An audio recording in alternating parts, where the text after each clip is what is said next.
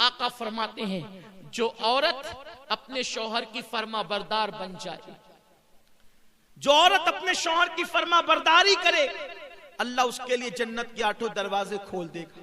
آج عورتیں شوہروں سے منہ چلاتی ہیں۔ آقا کریم صلی اللہ علیہ وسلم فرماتے ہیں کہ جو عورت اس حالت میں انتقال کرے کہ اس کا شوہر اس سے ناراض ہو، ایسی عورت جہنم میں جائے گی۔ اور اگر کسی جنتی عورت کو دیکھنا ہو تو اس عورت کو دیکھے جس کا شوہر اس سے راضی ہو، اور اس حالت میں اس کا انتقال ہو کہ اس کا شوہر اس سے راضی ہو، وہ عورت جنتی عورت ہے۔ اے خاتون جنت کی کنیزوں، آج تو عورتیں شوہر کی اجازت کے بغیر کہیں بھی چلی جاتی ہیں، شوہر کے حکم کے بغیر کہیں بھی چلی جاتی۔ شوہر کام پہ نکلا، ادھر یہ نکل گئی، اس کے گھر بیٹھ، اس کے گھر بیٹھ، یہاں جا وہاں جا۔ یاد رکھیں، اگر شوہر منع کر دے تو بیوی کو یہ حق نہیں کہ وہ اپنے باپ کے گھر بھی جائے، اپنی ماں کے گھر بھی جائے، کیونکہ نکاح کے بعد، شادی کے بعد ماں باپ سے بڑا حق ایک عورت پر اس کے شوہر کا ہوتا ہے۔ آقا کریم علیہ السلام فرماتے ہیں کہ اگر اسلام میں اللہ کے سوا کسی کو سجدہ کرنے کی اجازت ہوتی تو میں عورتوں کو حکم دیتا کہ وہ اپنے شوہر کو سجدہ کرے، لیکن چونکہ کسی کو غیر اللہ کو سجدہ کرنے کی اجازت نہیں۔ یہاں مجھے ایک حدیث پاک یاد آتی ہے، خواتین غور سے سنیں۔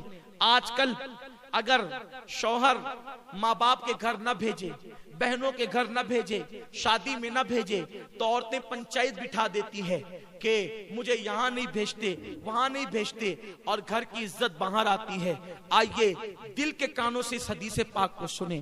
ایک صحابی دور رسالت میں اپنے گھر سے نکلتے ہیں، اور گھر سے نکلتے وقت اپنی بیوی کو کہتے ہیں، دیکھو جب تک میں سفر سے واپس نہ آ جاؤں تم گھر سے باہر مت نکلنا، حتیٰ کہ تم اپنے ماں باپ کے گھر بھی مت جانا جب تک کہ میں نہ آ جاؤں۔ لیکن ان کو خیال نہ رہا کہ میرے بعد پتہ نہیں کیا ہوگا، کیسے حالات ہوں گے، وہ بول کر تو چلے گئے۔ لیکن میری بہنوں سنو تو صحیح، ان کا گھر کہاں تھا؟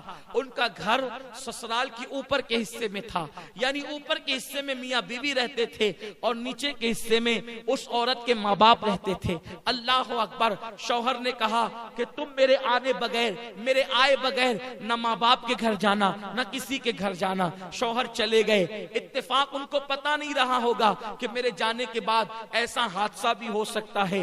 لوگوں نے اطلاع دی بیٹی کو، دیکھو تمہارے ابا بیمار ہو گئے، اس لیے اوپر سے نیچے ہی تو اتر کے آنا ہے۔ اس نے کہا کہ میرے شوہر نے منع کیا ہے کہیں جانے کے لیے، اس لیے میں نہیں جاؤں گی۔ اللہ اکبر! جب طبیعت زیادہ خراب ہوئی، طبیعت زیادہ سیریس ہوئی، تو لوگوں نے کہا ایسا لگتا ہے اب تمہارے باپ بچیں گے نہیں، ان کا انتقال ہو جائے گا، ذرا آ کر اپنے باپ کو دیکھ تو لو، دو باتیں تو آخری میں کر لو۔ میری بہنوں آپ سمجھ سکتی ہو، جب باپ مرنے والا ہو تو کس بیٹی کی تمنا نہیں کہ وہ اپنے باپ سے بات کر لے؟ مگر کل کی عورتیں شوہر کی کتنی فرما بردار ہوا کرتی تھی، خاون کی کتنی فرما بردار ہوا کرتی تھی۔ اس عورت نے کہا میں پہلے ایک کام کرتی ہوں، جب تک میں اللہ کے رسول سے اجازت نہ لے لوں، حضور جب تک اجازت نہیں دیں گے میں اپنے ماں باپ کے گھر نہیں جاؤں گی، کیونکہ میرے شوہر نے منع کیا ہے۔ اللہ اکبر!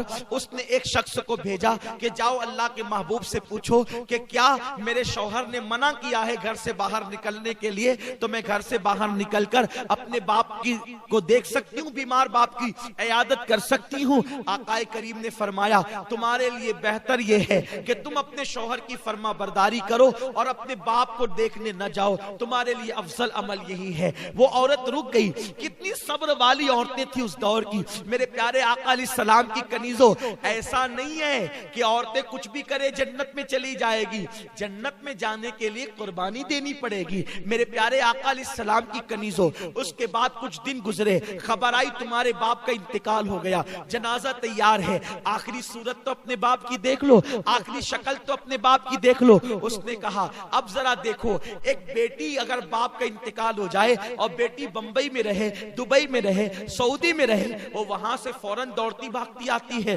اپنے باپ کا آخری چہرہ تو دیکھ لوں، اپنے باپ باپ کی آخری شکل تو دیکھ لوں مگر قربان جائیں اے خاتون جنت کی کنیزوں، اس دور کی عورتیں کیسی تھی، انہوں نے حضور کے فرامین کو کیسے سینے میں بسایا تھا، انہوں نے قرآن و حدیث پہ کیسے عمل کیا تھا۔ ایک شخص کو بھیجا، جاؤ آقا سے پوچھ کر کے آؤ، میرے شوہر نے مجھے ماں باپ کے گھر جانے کے لیے منع کیا ہے، کیا میں اپنے باپ کی آخری شکل دیکھنے کے لیے جا سکتی ہوں؟ تو آقا کریم نے فرمایا اس عورت کے لیے افضل عمل یہی ہے کہ وہ اپنے باپ کی شکل دیکھنے نہ جائے اور اپنے شوہر کے فرمان پر عمل کرے۔ اللہ اکبر، وہ خاتون صبر کر کے گھر میں بیٹھ گئی۔ اللہ اللہ، لوگ لے گئے اس کے باپ کے جنازے کو اور لے جا کر کے دفن کر دیا۔ رات ہوئی، غمگین تھی، دکھڑا تھا، تکلیف تھی کہ میں اپنے باپ کی آخری شکل بھی دیکھ نہ سکی، مگر شوہر سے کوئی شکایت نہ تھی، اس لیے کہ وہ عورت جانتی تھی کہ میرے شوہر کو تھوڑی پتا تھا کہ وہ یہ کہہ کے جائیں گے اور میرے باپ کا انتقال ہو جائے گا۔ اللہ اکبر، وہ روتے روتے سو گئی۔ رات میں خواب کیا دیکھتی ہے کہ اس عورت کے والد جنتی تاج پہن کر اور جنتی لباس پہن کر جنت کے باغ میں ٹہل رہے ہیں۔ اس عورت نے پوچھا، بابا اللہ نے یہ مقام آپ کو کیسے عطا کر دیا؟ تو اس شخص نے جواب دیا، بیٹی تو نے اپنے شوہر کی فرما برداری کی، اللہ کو تیری یہ ادا اتنی پسند آئی، میرے اللہ نے کہا تیری بیٹی کے نیک عمل کے صدقے جب میں نے تجھے جنت عطا کر دی۔ عمل بیٹی نے کیا ہے اور بیٹی شوہر کی فرما بردار بنی تو اس کے باپ کو جنت مل گئی۔ اے خاتون جنت کی کنیزوں، اسی لیے میرے آقا فرماتے ہیں چوتھی چیز جو عورت اپنے شوہر کی فرما برداری کرے، وفاداری کرے، شوہر کو راضی کر لے، ایسی عورتیں جنت میں جائے گی اور آٹھوں دروازے ان کے لیے کھول دیے جائیں گے۔ یہ نہیں شوہر غریب ہے تو بھاگ بھاگ کے آ جائیں، شوہر غریب ہے تو اس سے مطالبات کریں، شوہر غریب ہے تو اس پہ الزامات رکھ کے ماں باپ کے گھر بیٹھ جائیں۔ نہیں نہیں، ایسا نہیں ہونا چاہیے۔